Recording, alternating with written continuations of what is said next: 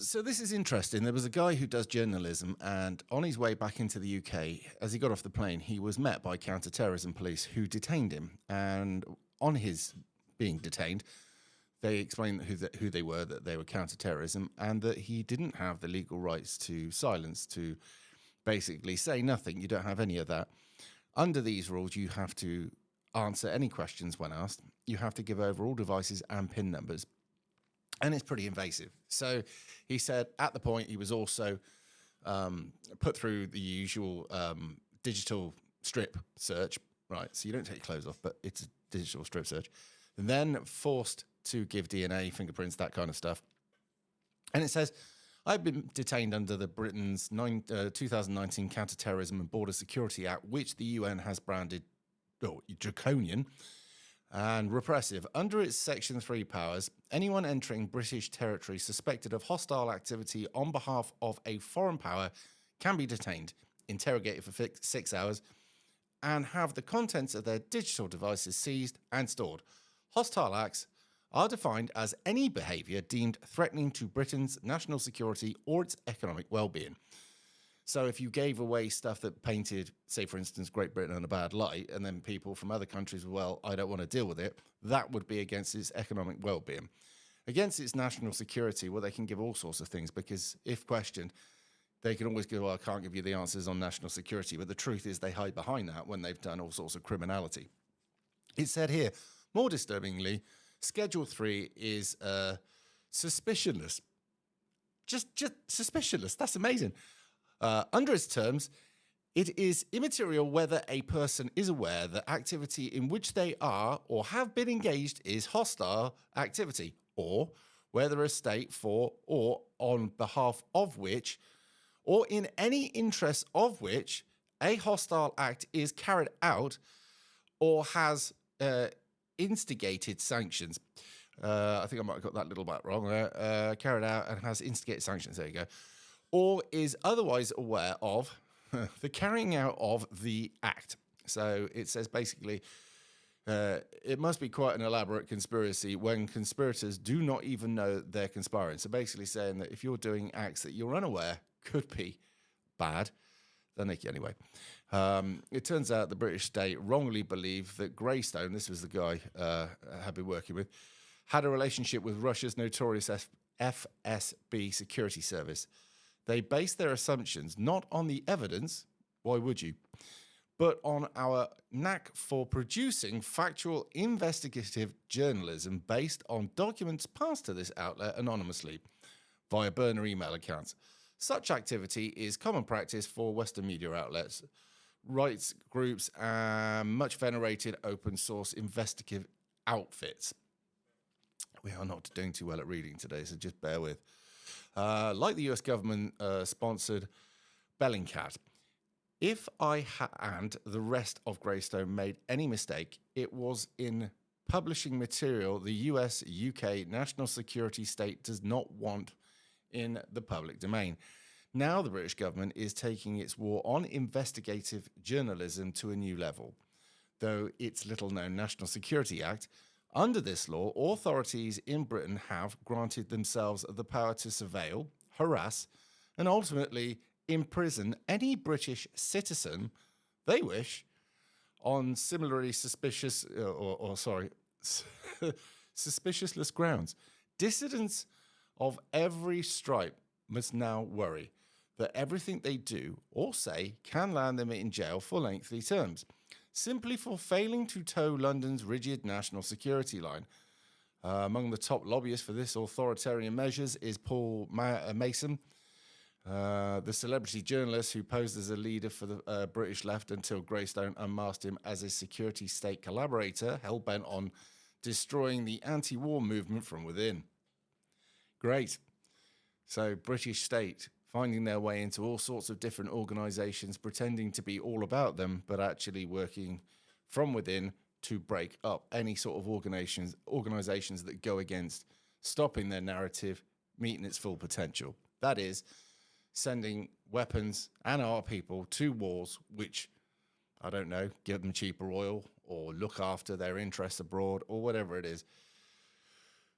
Yeah, so basically, if you go and put that into, if you go and let that be known, you could be in a lot of trouble.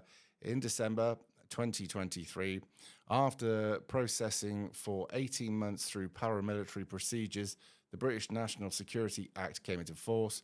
Under the protection Britain from threats of espionage and sabotage by hostile actors at home and abroad. The law introduces a number of completely new criminal offences with severe penalties and wide-ranging consequences from freedom of speech. Indeed, the law's terms are so broad, individuals will almost invariably break the law without wanting to, intending to, or even knowing they have. Because no one has been prosecuted under the Act to date, its full ramifications remain unclear. However, London's security and intelligence apparatus now enjoy far-reaching powers to police what can be said about the British government's activities abroad. So if they're up to no good abroad and you tell people, you could land yourself in a world of pain. Why would they bring about acts like this if they weren't up to no good? Now, it depends if you're a fucking idiot or not. If you're an idiot, you'll say, oh, well, you don't want to upset national security. But if you're a realist, you know that our government are criminals who create war crimes throughout the world and then cover it up because they own the means of the media. But now, with the internet and people who do their own investigative journalism, we're getting the truth out there. And this isn't very good for them because basically they don't like anybody throwing shit at them because they're above reproach. So they've brought about a law that will make sure that should you go out your way to actually tell the truth about them, they've got the abilities to ruin your life. That's the sum of it. Basically, they could go around, harass your family, harass your work colleagues, landlords, basically turn your entire life upside down and ruin it and make an example of you, probably put you into, depending on what you've done, whether you're aware or not aware, they can put you in and incarcerate you for a period of time, which they'll decide, I'm sure. And this will go out as a lesson to anybody else. Cross us and we'll screw you to the ground. Now, what they don't realise is this won't stop anybody.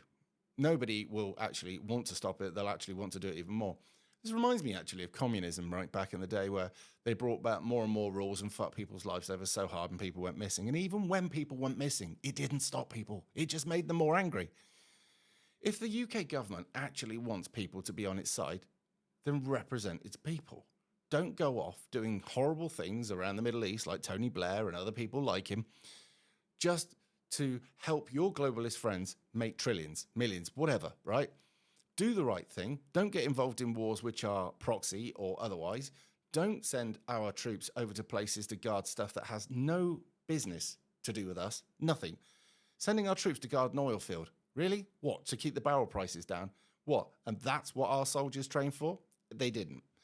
Now, there's so much I could go into about what we've gone and done in the past, but either way, the fact that the British system is now feeling so threatened by its people. We all know that the MPs are feeling threatened, and you can't go and outwardly criticise an MP, otherwise you get hammered, basically.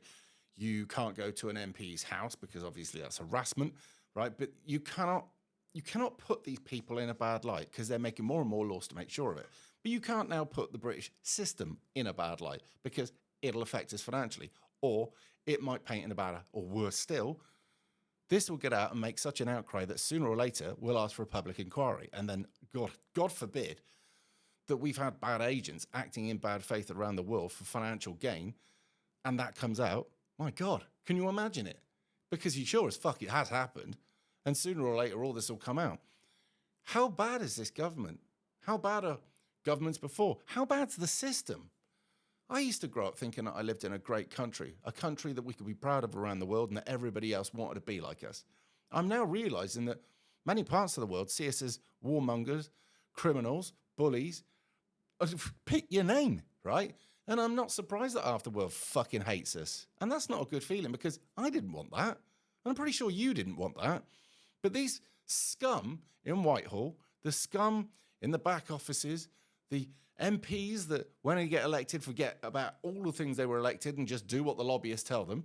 All of this. Now, exposing any of that will bring you under these rules. But it's amazing.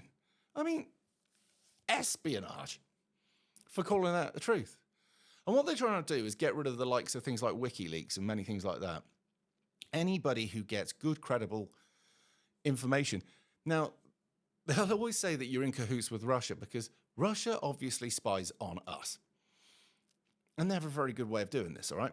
Now, if we end up doing our own footwork and come out with information that's bang on accurate, they're going to assume that by some means you've had the information passed on to you by some security over in Russia for you to do your work, which will help them. But it's not. The thing is, there's people within the UK who actually want to hold their own government to account and want them to be better people, better governors. You know, we don't want our country going around the world doing criminality just to benefit the rich, because in the long run, the people that we end up fucking over will come for us, right? Like they are now, right? And we don't want that. We never wanted it anyway. I mean, the first Iraq war, didn't they protest about that? Or was it the second one? One of the Iraq wars, there was like, I think something like 1 million or maybe even 2 million people went out on the streets and protested. Did that make any effect? No. They were never going to listen. There was so much money spent during Iraq 1, Iraq 2, and all the other wars that we've had lately, right? And who benefited? Well, the MPs have shares in many of these companies that made a lot of money out of the supply of arms to the war machine. And this is what influenced them, and this is a conflict of interest. We should be able to scrutinise who our MPs are involved in, what their financial assets are, who they get financially rewarded by, and if there is a conflict of interest, they should be hoiked out straight away. Now, I've said it before. Theresa May wanted the war in Syria. Why? Well, her husband had shares in a company that was going to make the missiles that were going to replace the missiles that were going to be used in the first place firing into Syria. Well, that's a conflict of interest.